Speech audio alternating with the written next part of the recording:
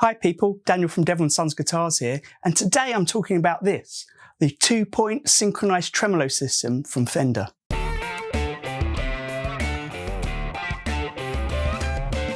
Now this bridge is actually on an American Professional Series 2 guitar from Fender that's just come into my workshop because I've resprayed it and put a new pickguard on for my client Tom. And what I'm going to do in this video is take apart the bridge itself to look at how the tremolo system works and all the components in it. Then I'm going to put it back together and put it on the guitar. I actually have a whole other video about setting up a trem system like this on a Strat. This video here is to complement that one by talking about how the parts work and what the differences are.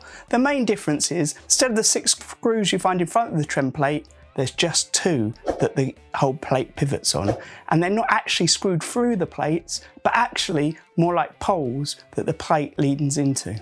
Let's take it over to the bench and have a look. Great, so here are the parts from the specific bridge that I've taken off of this guitar. Like I said, it's a Fender guitar, so it's Fender original parts. Now in the guitar we've got just 2 poles, so this is the main way this guitar differs from the standard 6-screw tremolo system that you'd find on other Strats, that you find in my deep in-depth dive into how this bridge system works. So here, these 2, one on each side, act as pivots that the bridge plate leans against. We've got these sort of semicircular holes in the bridge plate. It leans against them and it'll allow it to pivot up and down.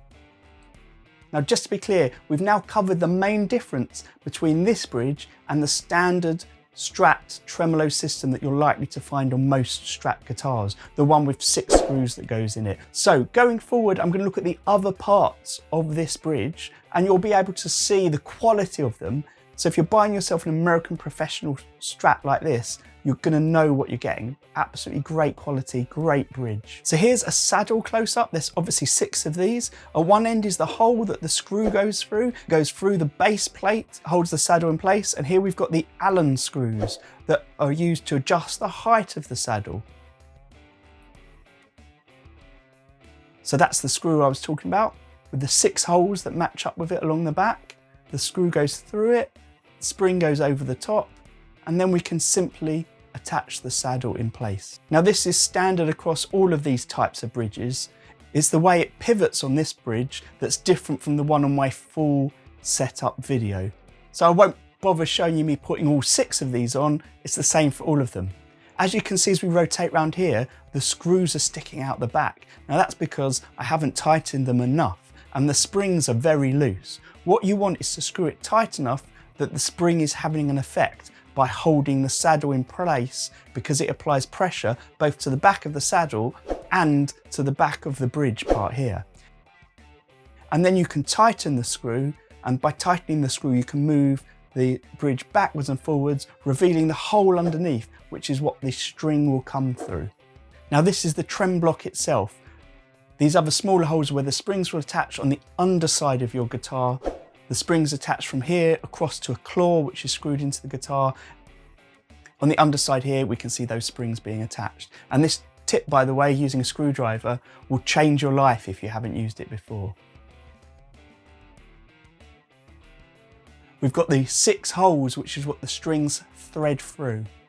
Here we can see the 6 holes from the other side where the strings go through the block. They will then pass through matching holes on the main plate that screws on top. We've also got here the hole where the tremolo arm goes in. We'll come back to that a bit later. And these 3 holes here are where the screws go that attach the plate to the top. So the tremolo arm can push in and swivel around quite easily, but that's because it's not pushed in all the way. When you push it all the way, you hear it click, and actually it's clicking into the little metal clip that we can see here. That's what's really holding it tight and in place. And then it's got a bit of swivel, but with these small grub screws, using an Allen key or an Allen wrench, you can tighten into the arm of the tremolo bar itself. And by tightening it, you get a lot less movement on it. So some people like their tremolo bars to swing, some people like them quite stiff. That's how you can customize it to your own style. Finally, we can see the system set up. I think this is a really great system. I think it's a great improvement on the original tremolo system. But if you really want to know the intricacies of how a bridge works like this and how you make changes to your setup, please go and watch my full setup video.